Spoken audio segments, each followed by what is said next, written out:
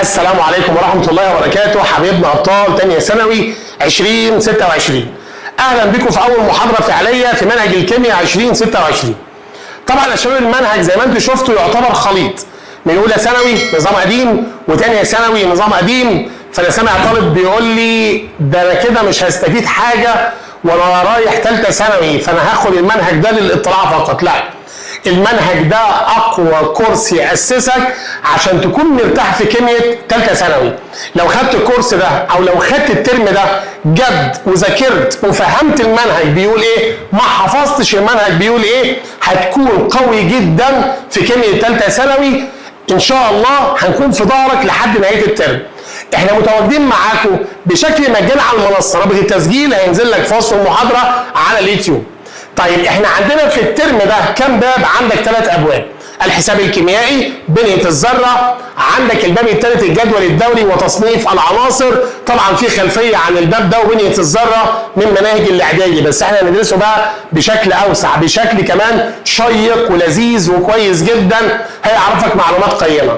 طب هنسمي الله عشان ندخل لباب الحساب الكيميائي. في بعض الحاجات المهمة قوي، دي اقوى محاضرة هتسمعها عن الحساب الكيميائي ان شاء الله على اليوتيوب. طيب عندنا دلوقتي عنوان المول وكتلة المادة. يعني انا دلوقتي عشان ادرس حساب كيميائي لازم اكون عارف هو اسم المول؟ طبعا. طب ايه هو المول؟ هقول لك استنى هنعرف كل حاجة، بس تعالى معايا بقى ناخد القصة من تحت من البداية قوي. ما تحاولش تمل مني في الحتة دي لان هي مهمة جدا. هتلاقي مكتوب لك تمييز محدش عرفك هو جه منين. لا، هنعرف مع بعض كل تفصيلة هي جت منين. اول حاجة يا شباب عشان ندخل للباب بتاعنا، ايه هو تعريف الذرة؟ الذرة يا شباب بنقول هي اصغر وحدة بنائية للمادة تشترك دائما في التفاعلات الكيميائية.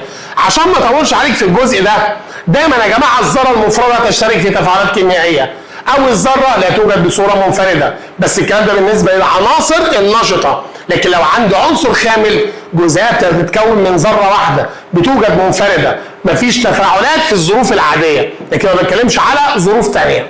طب التعريف الثاني هو تعريف الجزيء.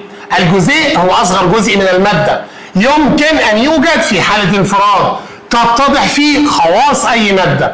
يبقى دلوقتي يا شباب عرفت حاجتين، حاجة اسمها الذرة وحاجة اسمها الجزيء. طالب يقول لي طب مين الاكبر؟ طبعا الذرة اصغر حاجة. لما نكبر القصة شوية ذرة مع ذرة بتبقى جزيء. طب جزيء مع جزيء هيدينا مركب. بس احنا بنقول في بعض الجزيئات هي الذرات في حالة العناصر الصلبة والغازات الخاملة.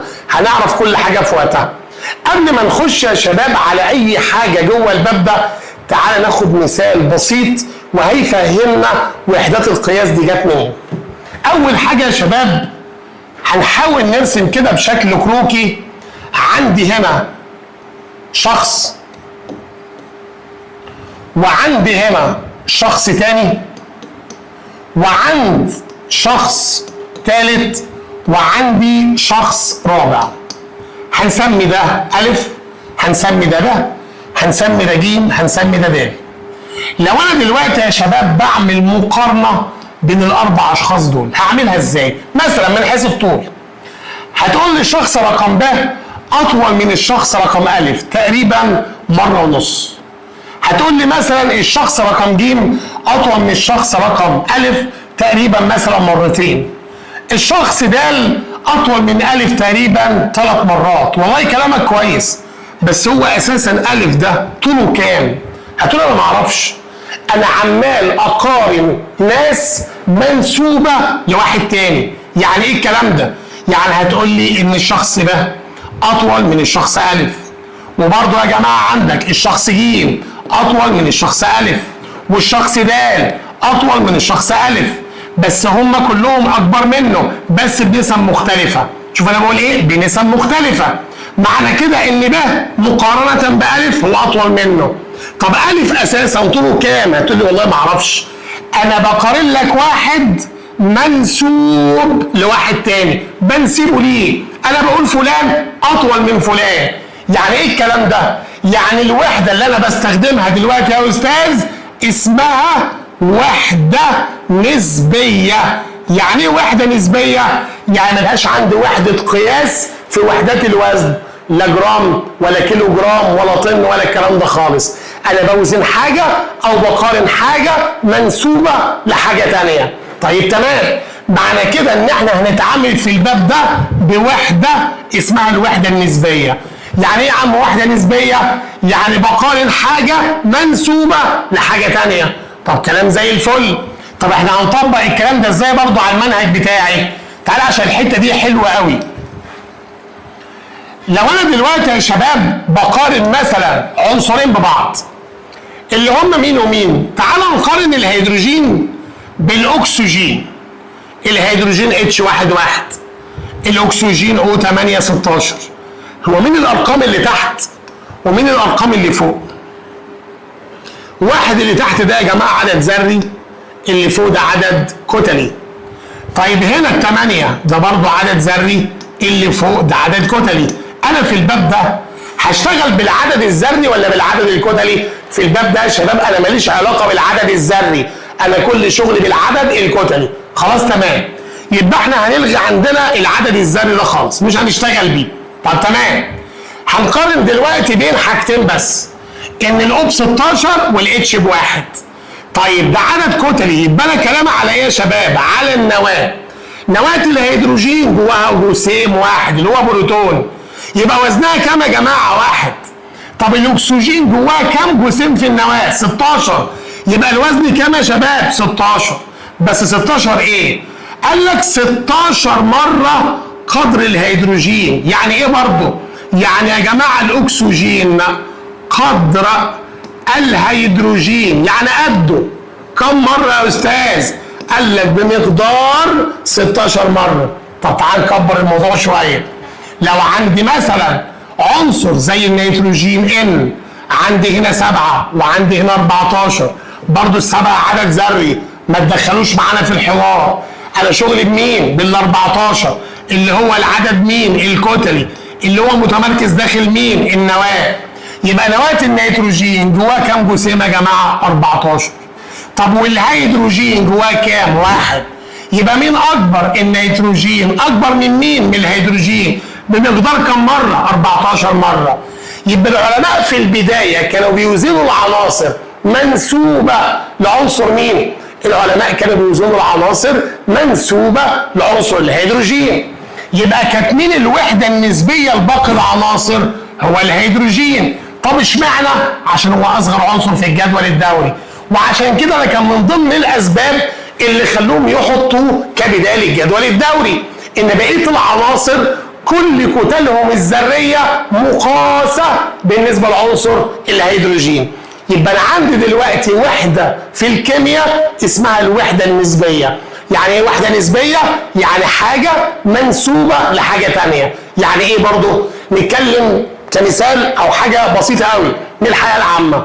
انت ممكن دلوقتي تكون قاعد جنبك شخص وليكن وزنه 50 كيلو جرام، ما تعرفش انت وزنه ايه، فبقول لك هو الشخص اللي جنبه ده قد ايه من الشخص؟ تقول لي تقريبا هو قده مرتين 3.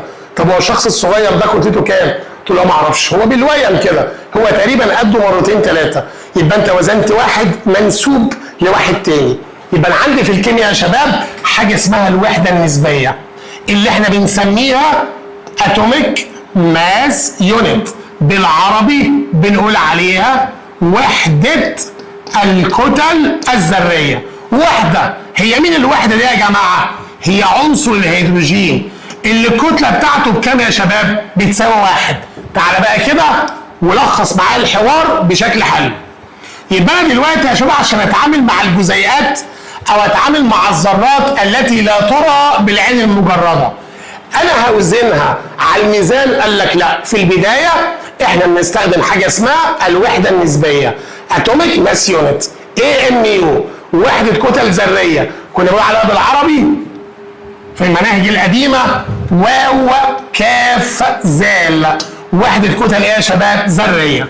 طب مين يا عم وحده الكتل الذريه انت بتتكلم عليها؟ وحده الكتل الذريه يا شباب المعتمده هو عنصر الهيدروجين. اشمعنى الهيدروجين؟ عشان كتلته 1. 1 ايه بقى؟ 1 يو. 1 يو، يبقى ده كتله البروتون الموجود جوه الهيدروجين. طب انا بتكلم مثلا عن الليثيوم، عدد ذري كام؟ 7. يبقى الليثيوم بكام؟ 7 يو. خد بالك اليو دي اختصار ايه؟ ايه ام يو، وحده الكتل الذريه. طب بتكلم مثلا على عنصر الصوديوم ان ايه 11 عدد كتلي 23، يبقى وزن ذره الصوديوم 23 يو. يبقى في البدايه العناصر كلها كانت مقاسه بالنسبه لعنصر مين يا شباب؟ الهيدروجين. فدي بنسميها الوحده النسبيه. ان شاء الله لما تطلع ثالثه ثانوي هيقول لك ايه؟ الكتله الذريه لمتوسط نظائر النيكل هي 58.7 يو. ايه يا عم يو دي؟ اللي هي الوحده النسبيه بتاعتك، اللي هي ايه برضه؟ ان النيكل ان اي قد الهيدروجين كم مره؟ 58.7 مره. يبقى دي اسمها وحده ايه؟ نسبيه. هو في وحدات تانية؟ طبعا في حاجه اسمها الوحده الكميه، يعني نقيس بها الكم الفعلي. زي مين يا عم؟ قال لك زي وحده الجرام. زي مين كمان؟ قال لك وحده الكيلوجرام. زي مين كمان؟ قال لك وحده الطن. دي كلها وحدات كميه، يعني بقيس بيها الكم. طب انا هنا قست الكم؟ قال لك لا، ده انت كنت بتقيس عنصر منسوب لعنصر، عنصر منسوب لعنصر، او مثلا مركب منسوب لعنصر. فدي اسمها وحده ايه؟ وحده نسبيه. يبقى دلوقتي يا شباب الخلاصه بتاعتنا ان انا هتعامل في الكيمياء بتاعتي بكام وحده يا استاذ؟ انا هتعامل بوحدتين، واحده اسمها الوحده النسبيه، وفي وحده ثانيه اسمها الوحده الكميه. وحده نسبيه يعني انا عندي يا شباب عنصر او مركب منسوب لعنصر. يا جماعه مين العنصر المعتمد؟ هو عنصر الهيدروجين. كتلته كام؟ 1، لانه عدد الكتل 1، يبقى كتلته 1 يو. طب الوحده الكميه؟ لا، ده الوحده الكميه دي حضرتك انت استخدمت ميزان، انت طلعت لي كتله. زي وحدات مين بقى يا شباب؟ الجرام. وحدات مين يا شباب؟ الكيلوجرام. زي وحدات مين يا شباب؟ الطن. دي كلها وحدات كميه. يبقى احنا دلوقتي هنتعامل بوحدتين، حاجه اسمها الوحده النسبيه وحاجه اسمها الوحده الكميه. تعالوا بقى معانا نروح لحته مهمه جدا. يبقى دلوقتي بقى يا شباب في الحته المهمه قوي دي، احنا بنقول كده ان الذره او الجزيء كلها جسيمات متناهيه في الصغر. انا حتى لما جيت اوزنها وزنتها منسوبه لعنصر اصغر منها، فاستخدمت الوحدات النسبيه. طيب يبقى دي جسيمات او جزيئات متناهيه في الصغر بتقدر ابعادها بوحده مين؟ النانومتر. طبعا يا شباب دي كانت وحده في المنهج القديم بتقدر ب 10 أس سالب 9 من المتر. فدي وحده صغيره قوي بتعرفك ان الذرات يصعب التعامل معها عمليا. ما اقدرش اتعامل مع الذره بشكل عملي، ما اقدرش اوزنها. فكانت الوحدات المستخدمه حتى اللي مكتوبه جوه الجدول الدوري اللي هو اتوميك ماس يونت اي ام يو اللي هي يو، دي وحدات نسبيه. اي عنصر هو منسوب لعنصر الهيدروجين. طب العلماء اتفقوا على ايه بقى؟ هنستخدم بقى يا جماعه وحده كميه، يعني بعبر عن كميه اي ماده سواء كانت ماده متفاعله او ماده ناتجه بوحده اسمها المول. ده العنوان بتاع المحاضره بتاعتنا. ايه هو المول؟ يبقى المول ده جه منين يا جماعه؟ المول ده عشان نحل بيه مشكله ان الذرات او الجسيمات او الجزيئات هي متناهيه الصغر يصعب التعامل معها عمليا. ما اقدرش اوزنها باستخدام اي ميزان، ما اقدرش اخش جوه المعمل واشتغل حساب كيميائي اعمل تجارب، تمام؟ الا لما يكون معايا وحدات كميه، وحدات محسوسه، وهي وحده الجرام او الكيلو جرام. فاستخدمنا وحده للتعبير عن كميه الماده اسمها المول. يبقى دلوقتي يا شباب لما نروح بقى على اي ماده، الماده الاول تكوينها من ايه؟ انا دلوقتي وانا بشتغل في الحساب الكيميائي هتعامل مع نوعين من المركبات او نوعين من المواد. ممكن ماده تبقى الرابطه بتاعتها تساهميه، طبعا اشهر مركب عندنا الميه، وممكن تبقى الماده بتاعتي هي ماده ايونيه زي كلوريد الصوديوم. طب لو الماده بتاعتي تساهميه، الجزيئات او تتكون الماده الاول من جزيئات زي مين يا شباب؟ زي جزيء الميه. طب لو انا قعدت افك كده في جزيء الميه هلاقي جزيئات تتكون من ذرات. طب اللي هم مين؟ انا عندي واضح ان انا عندي ذرتين هيدروجين وذره واحده اكسجين، يبقى الجزيئات تتكون من ذرات كم هيدروجينه؟ 2. كم اكسجينه؟ 1. يبقى بسرعه كده الماده اول احتمال ان اكون بتعامل مع ماده تساهميه. الماده التساهميه تتكون من جزيئات، الجزيئات تتكون من ذرات. طب الاحتمال الثاني ان اكون بتعامل مع ماده ايونيه زي ملح الطعام NaCl موجود عندنا في البيت. الماده الايونيه بقى بتتكون من ايه؟ حاجه اسمها وحدات الصيغه. طب واحده واحده كده، يعني ايه كلمه وحده الصيغه؟ اي يا شباب مركب ايوني صلب لازم يكون صلب، بيتكون من ايون موجب جنبه ايون سالب، ايون موجب جنبه ايون سالب، ادي يا شباب ايون سالب جنبه ايون موجب. معنى كده ان انت مكون عندك حاجه اسمها ايه؟ شبكه بلوريه.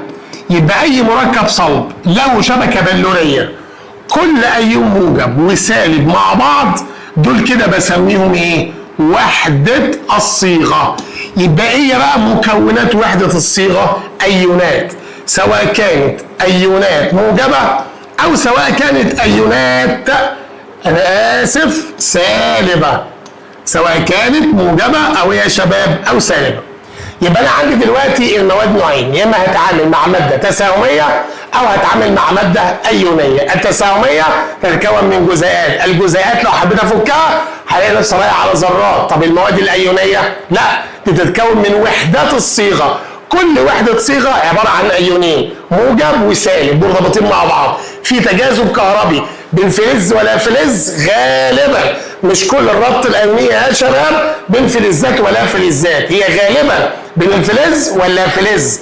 طيب تمام، لما اجي بقى على وحده الصيغه اللي هي عباره عن ايون موجب ومعاها ايون سالب، فكيتهم من بعض يبقى انا عندي ايونات موجب وسالب، ارتباطهم بيديني حاجه اسمها وحده صيغه مش جزيء. يبقى المركب التساهمي بعبر عنه بلفظ الجزيء، المركب الايوني بعبر عنه بلفظ وحده الصيغه. تاني اللي جواها مكونين موجب وسالب، ايون موجب يخص الفلز، ايون سالب يخص اللافلز. يبقى ده يا شباب التكوين الاساسي للمواد اللي احنا هنتعامل معاها. طيب تمام، نروح دلوقتي يا شباب على الماده والجزيء. لو بتعامل مع مواد كبيره سواء كانت ايونيه او تساهميه فطبعا بقدر الكتله بتاعتها بوحده الجرام.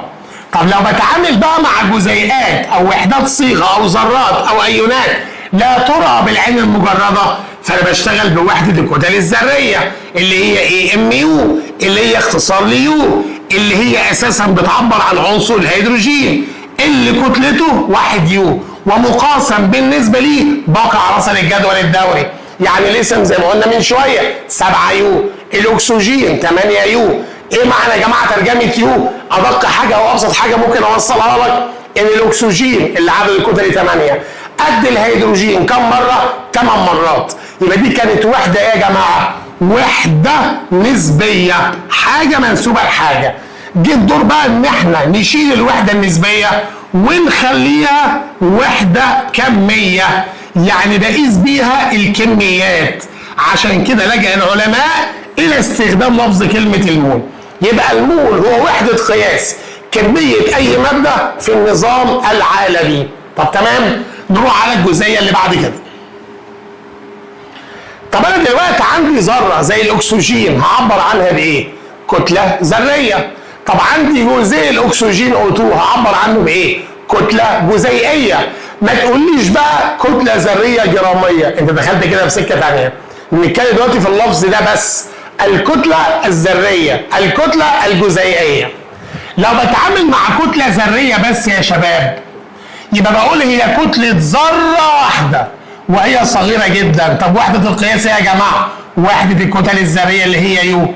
طب لو بتعامل مع الكتله الجزيئيه ما قلتش جراميه، يبقى مجموع كتل الذرات المكونه للجزيء. مثلا لو بتعامل مع مركب زي ثاني اكسيد الكربون، لو بتعامل مع مركب زي مثلا كربونات الصوديوم Na2CO3، تعالى كده نشوف ثاني اكسيد الكربون بيتكون من ذره كربون وبيتكون من 2 اكسجين. يبقى انا هجمع كتل ذرات العناصر، يبقى انا كده يا شباب حسبت الكتله الجزيئيه. طب مقدره بايه؟ مقدره باليو. معنى كده ان جزيء ثاني اكسيد الكربون ده مقاس لوحده بالنسبه لعنصر الهيدروجين. طب تعال على كربونات الصوديوم، لما اجي افكها هلاقي عندي 2 ذره صوديوم، هلاقي عندي 1 ذره كربون، هلاقي عندي 3 ذرات اكسجين. لما اجمع الاثنين صوديوم مع الثلاثه اكسجين مع الواحده كربون، يبقى انا برضه يا شباب حسبت حاجه اسمها الكتله الجزيئيه، برضه مقدره بوحده اليو، برضه هي مقاسه بالنسبه لعنصر الهيدروجين. يبقى الوحدات تاني انا عمال اصدعك اهو، هي وحدات ايه؟ نسبيه. يبقى لما اقول لك احسب الكتله الذريه، طالما ما قلتش كلمه جراميه يبقى انت تحط يو. طب احسب الكتله الذريه الجراميه، يبقى حط في الاخر بقى الجرام اللي احنا هنشيل اليو ونستبدله بوحده الجرام. طب يبقى هنا يا جماعه ايه هو تعريف الكتله الموليه؟ احدث حاجه موجوده في المنهج بتاعك، ادق تعريف ممكن نتكلم عليه بالنسبه للكتله الموليه. تعريف الكتله الموليه يا شباب هو الكتله الذريه النسبيه. خلاص بقى احنا فهمنا يعني كلمه نسبيه، احنا بقالنا تقريبا 15 دقيقه بنفسر لك ايه معنى كلمه نسبيه. بس النسبيه ايه بقى يا جماعه؟ جراميه. يعني ايه الكلام ده؟ يعني انا هلغي وحده اليو واستبدلها بوحده كميه اللي هي وحده مين؟ الجرام للعناصر او الكتله الجزيئيه الجراميه لاي عنصر. طب وحده القياس بتاعت المول يا شباب هو الجرام لكل مول، وهي لو بتكلم عن مركب بقى مجموع كتل الذرات. النسبيه برضو اللي بتكون مين؟ الجزيء. فمثلا لما نيجي نتكلم على مركب مشهور زي حمض الكبريتيك رمزه H2SO4، فتلاقيه دايما مديك معطيات ان الاتش ب1 دي كتلته الذريه، الاس ب 32 دي الكتله الذريه، الاو ب 16 ككتله ذريه. لو انا في المساله قلت لك احسب لي الكتله الجزيئيه النسبيه، يبقى انا محتاج منك وحده اليو. طب لو انا زودت وقلت لك احسب لي الكتله الجزيئيه النسبيه الجراميه، يبقى انا محتاج منك في الاخر وحده الجرام. طب لو انا بشتغل بقى على المول، يبقى المول وحدته يا شباب هو جرام لكل 1 مول. طيب نشوف كده، لو كانت الماده بتاعتي في صوره ذرات او ايونات، فمثلا الكتله الذريه لعنصر الكربون اللي هو سي ب 12 يو. اقف لحد هنا. ايه ترجمه 12 يو؟ بنقول تاني ان الكربون قد الهيدروجين كم مره؟ 12 مره. طب يبقى كتله المول بقى من ذرات الكربون هشيل يا جماعه كلمه يو وهستبدلها بوحده جرام لكل مول. طيب نشوف كتله ايون الكلوريد ب 35 برضه يو. خد بالك ان احنا بنتكلم كده على الوحدات النسبيه. طب كتله المول من ايون الكلوريد هنشيل يا شباب اليو ونحط مكانها جرام لكل 1 مول. يبقى انا دلوقتي استبدلت الوحده النسبيه بوحده مكانها كميه اللي هي وحده مين تقريبا يا شباب؟ الجرام. لو بتكلم على المول الواحد وحدته هي جرام لكل مول، اكتر من مول هتبقى الوحده بتاعته هي وحده الجرام. طيب نروح على جزئيه بعد كده. مثال بيقول لي احسب الكتله الجزيئيه، تمام لحد هنا الكتله الجزيئيه وكتله المول لثاني اكسيد الكربون. كده عندي مطلوبين في المساله. مبدئيا يا شباب ثاني اكسيد الكربون هو رمزه CO2 هيساوي، لو انا دلوقتي بحسب الكتله الجزيئيه بس اللي هو عايزها، طب انا عندي جوه المركب كام سي؟ عندي واحده سي. عندي جوه المركب كام اكسجينه؟ عندي ذرتين اكسجين. يبقى انا دلوقتي مطالب اجمع الكربون مع الاثنين اكسجين. طب يعني نكبر شويه، طب ما انت عندك كام ذره كربون؟ واحده. كتله الواحده كام؟ خد بالك ان الكلام ده كله هيكون مع سيادتك معطى. كتله الذره الواحده 12، يبقى انا عندي 1 في 12 زائد انا خلصت الكربون رايح على الاكسجين بين العنصر والعنصر بعمل زائد. عندي كام اكسجينه؟ 2. الواحده بكام يا شباب؟ ب 16. يبقى الاجمالي على الحاسبه 12 و32 يبقى 44 يو او 44 ام يو. يبقى احنا كده حسبنا الكتله مين يا شباب؟ الجزيئيه. طب الراجل رجع قال لي وكتله المول، معنى كده ان انا بحسب الكتلة المولية لثاني أكسيد الكربون. نفس اللي أنا عملته، بس هكتب كام يا شباب؟ 44. بدل ما هكتب يو هكتب جرام لكل 1 مول. يبقى أنا كده يا شباب حسبت الكتلة المولية اللي هي عندي في المنهج بتساوي كام؟ 1 مول. في بعض الناس بقى تحب تشغل دماغها شوية، يقول لي هو في لفظ هيساوي لفظ الكتلة المولية؟ طبعا. ممكن اقول لك احسب لي الكتلة المولية، ممكن احسب لي كتلة 1 مول، كده انا مباشر قوي. ممكن اقول لك احسب لي الكتلة المولارية، يبقى كتلة المول هي نفسها كتلة 1 مول، او الكتلة المولية هي نفسها كتلة 1 مول، هي نفسها الكتلة المولارية. ده يا شباب كان حل اول مثال معانا.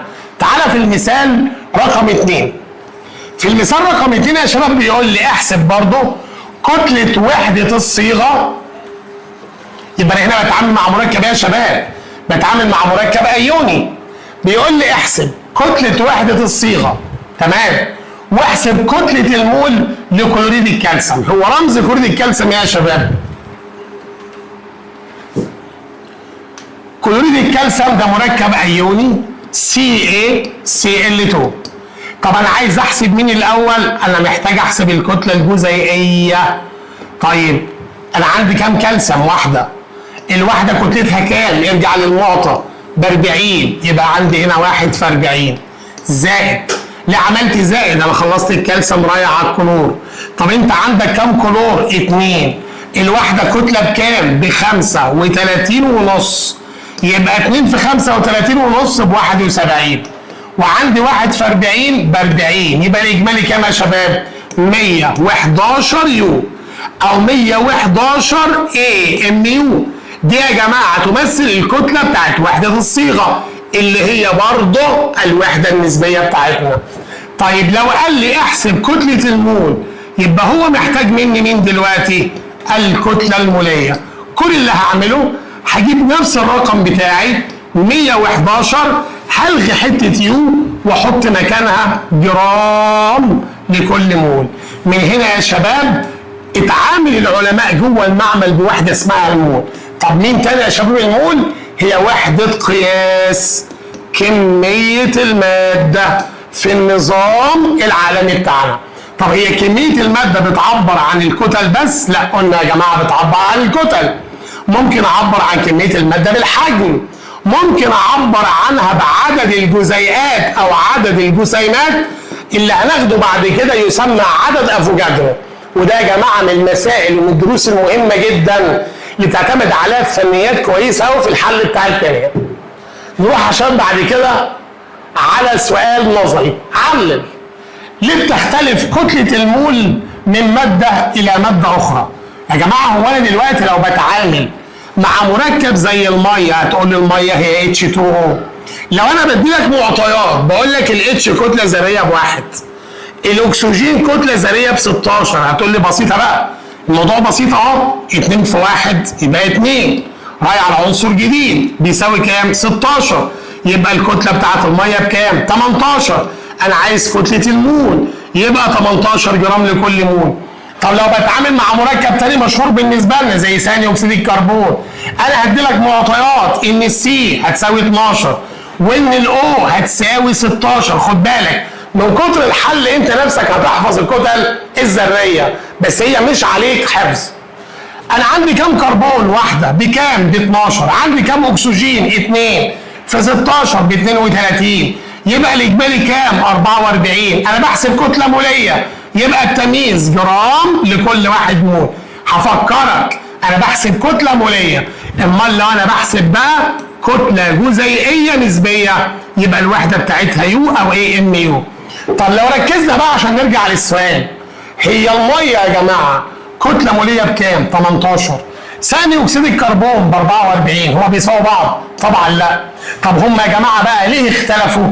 لاختلاف المواد عن بعضها في التركيب. انا عندي هنا 2 ذره هيدروجين، واحده اكسجين، عندي هنا واحده كربون و2 ذره اكسجين، يبقى بالتالي هيختلف المركبات في الكتل الموليه عشان بتختلف عن بعضها في التركيب الجزيئي وبالتالي الاختلاف في الكتله الجزيئيه، وبالتالي الاختلاف في الكتله الايه؟ الموليه. سؤال بسيط عشان بس نفتح دماغنا احنا رايحين فين على المنهج.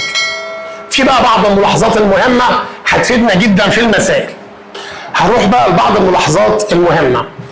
اول ملحوظه يا شباب بيقول لي هنا يختلف مول جزيء العنصر عن مول ذره العنصر في الجزيئات ثنائيه الذره. يعني ايه الكلام ده؟ لو انا دلوقتي بتكلم عن غاز الاكسجين O2، النيتروجين N2، طيب تعالى كده نكتبهم مع بعض وتبقى فرصه ان احنا نحفظهم. انا عندي يا شباب 7 عناصر موجودين جزيئاتهم في الصوره الثنائيه، قلنا طبعا في محاضره التاسيس وبنعيدها تاني، اللي هم غاز الاكسجين، الهيدروجين، النيتروجين، الكلور، الفلور. دول يا جماعه الغازات النشطه. معايا البروم Br2، معايا اليود I2. خد بالك ان ده سائل وده صلب. طب انا دلوقتي بتكلم عن ذره ولا اتنين؟ لا انا بتكلم عن اتنين.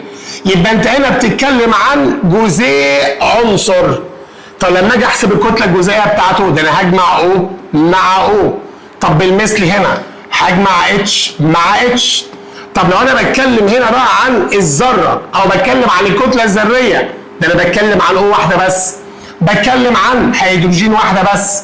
يبقى هنا كتله الجزيء من العنصر ضعف الكتله الذريه في الجزيئات ثنائيه الذرات.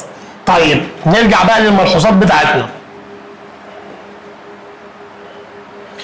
يبقى هنا يا شباب بيختلف مول جزيء العنصر عن مول ذره العنصر في الجزيئات ثنائيه الذره، او ممكن اقول ان كتله المول جزيء هو ضعف كتله المول ايه؟ ذره. طب عندي بقى عناصر ممكن يختلف التركيب بتاعها باختلاف الحاله الفيزيائيه. زي مين مثلا؟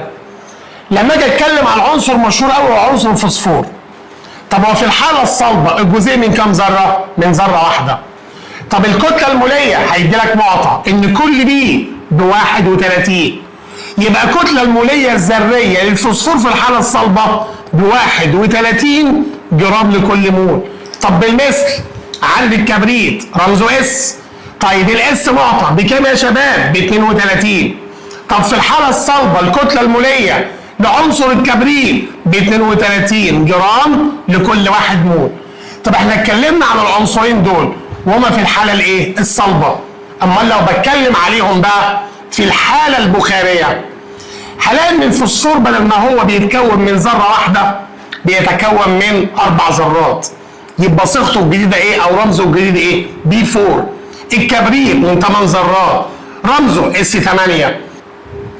عشان احسب الكتله الموليه B4 يبقى انا اضرب 4 في الذره الواحده ب 31، او 4 في 31 ب 124 جرام لكل مول. طب الكبريت هضرب 8 في 32 256 جرام لكل مول. يبقى ممكن يختلف مول جزيء العنصر عن مول ذرته في حاله الجزيئات ثنائيه الذرات او عديده الذرات. لسه هناخد الاوزون O3. طيب O3 يعني بتكلم عن 3 ذرات، يبقى كتله المول جزيء من الاوزون 3 امثال الكتله الذريه بتاعت الاكسجين. تاني يا شباب عشان ما يبقاش الكلام نظري، انا عندي الاوزون O3، عندي الاكسجين O، يبقى هنا الكتله الذريه بكام؟ ب 16. هنا الكتله الجزيئيه بكام؟ 3 في 16. يبقى وزن او كتله المول جزيء 3 امثال كتله المول ذره. يبقى انا اكون مركز في العناصر الثنائيه، في العناصر عديده الذرات زي بخار الكبريت، زي بخار الفوسفور، زي غاز الاوزون، بخار الزرنيخ برضه من الجزيئات عديده الذرات. يبقى انا اكون مركز متى يتساوى المول جزيء مع المول ذره؟ يتساوى المول جزيء مع المول ذره في حاله العناصر الصلبه. يختلف في العناصر الغازيه جزيئاتها ثنائيه. خد بالك في عناصر غازيه ثانيه زي الغازات الخامله المول جزيء هو نفسه مول ذره. يعني الهيليوم HE ده رمز الذره، طب والجزيء HE برضه. طب النيون Ne ده الجزيء، طب والذره Ne برضه. يبقى انا عندي المول جزيء هو نفسه مول ذره في حاله الجزيئات او في حاله العناصر الخامله او الغازات الخامله. في حاله العناصر الصلبه طب امتى بقى المول جزيء ضعف المول ذره؟ في حاله الجزيئات ثنائيه الذرات اللي عددهم كام عندي في المنهج؟ 7 مفيش غيرهم. اكسجين، هيدروجين، فلور، كلور، نيتروجين، وعندي البروم وعندي اليود. طيب نروح بعد كده يا شباب برضه هنا التعليل تطبيق على اللي احنا قلناه. اختلاف الكتله الموليه للفوسفور الصلب اللي هو رمزه بي عن الكتله الموليه له في الحاله البخاريه اللي هو رمزه بي 4. يبقى هقول له هنا لاختلاف التركيب الجزيئي للفوسفور الصلب اللي هو رمزه بي بيتكون من ذره واحده، اما في الحاله البخاريه بيتكون من 4 ذرات. بالمثل عنصر الكبريت بيختلف الكتله الموليه له في الحاله الصلبه عن الكتله الموليه له في الحاله البخاريه، لان الكبريت في الحاله الصلبه رمزه اس يعني جزيء من ذره واحده. في الحاله البخاريه اس 8 الجزيء يتكون من 8 ذرات. طبعا يا جماعه التعليلات دي مش الحفظ، هي كنوع من تفتيح الافكار. انا هدخل ازاي جوه منهجي؟ هتعامل ازاي؟ دايما بصحصحك وبقول لك تاني فرق بين الجزيئات اللي فيها او بين العناصر اللي فيها مول جزيء بيساوي مول ذره، بين العناصر اللي فيها مول جزيء ضعف المول ذره، العناصر اللي فيها مول جزيء ممكن يبقى 3 امثال 8 امثال وهكذا، زي بخار الكبريت او زي الاوزون او زي بخار الفوسفور. هنا بيقول لي الكتله الموليه لجزيء الاكسجين ضعف الكتله الموليه لذره الاكسجين. طبعا يا شباب لسه قايلين من شويه جزيء الاكسجين هو رمزه O2، ذره الاكسجين هي رمزها O، فلما احب هحسب هنا الكتله الذريه بكام؟ ب 16، هنا يا جماعه بكام؟ ب 32، ال 32 ضعف ال 16. طيب نروح بعد كده على امثله مهمه او مش هتيجي كمثال او كمساله مباشره جوه الامتحان، دي يا شباب بتيجي خطوه جوه مساله فنكون عارفين ازاي هنمشي جوه المساله كويس. احسب الكتله الموليه لكل من. طبعا مديني معطيات الكتل الذريه للعناصر. بي 4 بخار الفوسفور، طبعا يا شباب عندي 4، كل ذره فوسفور هلاقيه مداني نقطه بكام؟ 31، يبقى 4 في 31 عندي ب 124 جرام لكل 1 مول. هو قال لي يا شباب احسب الكتله الايه؟ الموليه. برضه نذاكر نفتكر مع بعض. امال لو قال لي احسب لي الكتله الجزيئيه النسبيه، هقول له بسيطه نفس الرقم هو كام يا شباب؟ 124 بس هحط الوحده بتاعتي يو. المثال اللي بعد كده الكتله الموليه لمركب NaCl كلوريد الصوديوم. انا عندي يا شباب الكتله الذريه للصوديوم نقطه ب 23، يبقى هنا يا شباب الصوديوم عندي ب 23. عندي الكلور ب 35 ونص، برضه يا جماعه نقطه عندي ب 35 ونص، ادي 35 ونص، يبقى الاجمالي بعد الجمع في الآلة الحاسبه 58 ونص برضه يا شباب جرام لكل 1 مول. طيب نروح بعد كده على الجزيء او المثال اللي بعد كده. انا عندي الميه H2O، انا عندي يا شباب كام اتش؟ عندي 2، كل اتش بكام؟ بواحد برضه معطى، زائد عندي كام اكسجينه؟ واحده، الواحده بكام؟ ب 16. طبعا يا شباب احنا كبار على الحركه دي بس عشان تتلافى الخطا بس مش اكتر. 16 في 1 ب 16 زائد 2 يبقى الكتله الموليه 18 جرام لكل 1 مول. عندي هنا ال H2SO4 حمض الكبريتيك، عندي برضو ذرتين هيدروجين كل ذره بواحد، اعمل زائد من عنصر لعنصر هتعمل علامه زائد. عندي كام كبريت؟ واحده، الكبريت كتله ذريه ب 32. عندي كام اكسجين؟ 4، كل اكسجينه ب 16، الناتج بتاعي 98 جرام لكل 1 مول. كل المسائل يا شباب كان معتمدا ان بيقول لي احسب لي الكتله الموليه، حساب كتله كام مول؟ 1 فقط. طب احنا بقى دلوقتي نكبر الشرح سنه صغيره. لو انا بقول لك دلوقتي مساله بسيطه خالص، احسب كتله المول الواحد من ثاني اكسيد الكربون. معطياتك ان السي ب 12، ان الاو ب 16. هتقول لي ده بسيطه حالين 4 امثله دلوقتي يعني تقريبا زيهم. لا ده احنا هناخد المثال ده وهنكبر بيه فكره بعد كده. تعالى بقى نحسب الكتله الموليه اللي احنا ترجمتها ايه؟ انا بحسب كتله 1 مول من ثاني اكسيد الكربون. رمز ثاني اكسيد الكربون CO2. انا عندي كام كربونه؟ واحده. نكبر بقى شويه، الواحده ب 12 زائد عندي كام اكسجينه؟ 2. الواحده بكام؟ ب 16. يبقى اجمالي الكتله 44 كام جرام لكل واحد مول. ليه عملت التمييز ده؟ عشان بحسب كتله موليه، عشان بحسب كتله الواحد مول. طب يا عم المثال ده مباشر، انت عايز تكبر فكره ايه؟ لو جه بقى فكره ثانيه وقال لك، او بيكبر المساله شويه وقال لك طب ما تيجي تحسب كتله 2 مول من ثاني اكسيد الكربون، وبرضه اداك الكتل ان السي ب 12 ان كتله الاو ب 16. طيب تمام. هتقول لي دلوقتي انا مطالب اكون حافظ قانون. لا، تعال نتعود نستنتج القانون من المسائل بتاعتنا. احنا حسبنا في المساله اللي فوق كتله 1 مول. تمام، حسبناها. طلعت معانا بكام يا شباب؟ ب 44. تعال نستغلها تحت. يبقى الواحد مول طلع الكتله بتاعته 44 جرام لكل مول. تمام.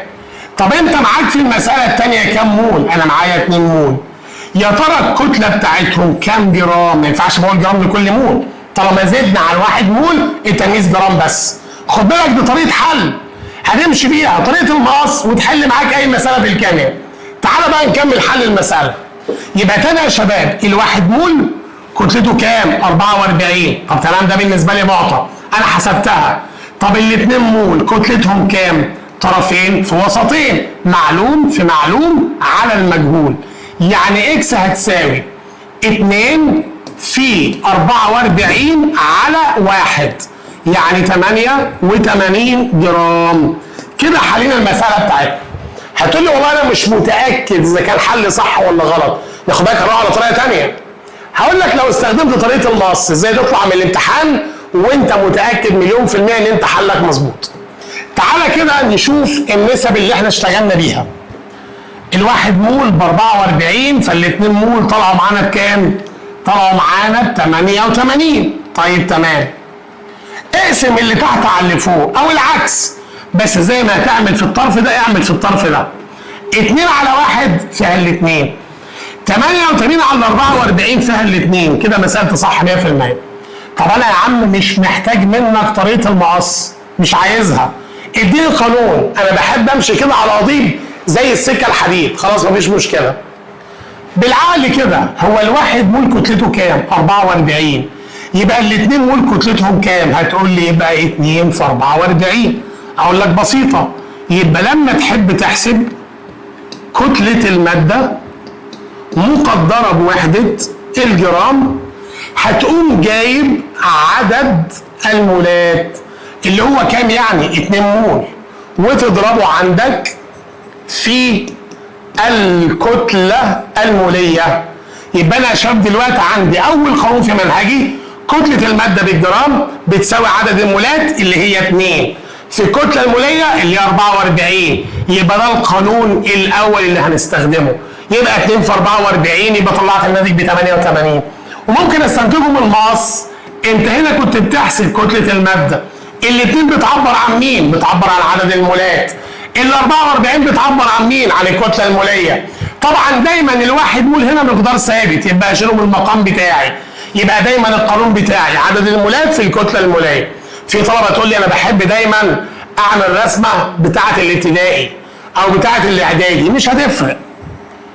يقول لك على راس الهرم او المثلث ده احنا هنعمل كتلة المادة، وهنا هنعمل عدد المولات، وهنا الكتلة المولية. فلما احب احسب ده يا استاذ، كتلة المادة هتساوي عدد المولات في الكتلة المولية. طب عايز احسب عدد المولات، يبقى كتلة المادة على الكتلة المولية. تمام؟ لو عايز احسب عدد المولات. طب انا مديك كتلة مادة وعدد مولات وعايز احسب الكتلة المولية، هتقسم كتلة المادة على عدد المولات. طبعا يا شباب كده معانا القانون مباشر، معانا طريقة المقص. ازاي اتعلمنا النهارده نحسب عدد المولات؟ انتظروا المحاضرات اللي جايه ان شاء الله، فيها افكار مسائل قويه جدا. اتمنى لكم التوفيق. ما تنساش تخش على لينك المنصه، الاشتراك مجاني ان شاء الله باذن الله في ظهركم لحد يوم الامتحان.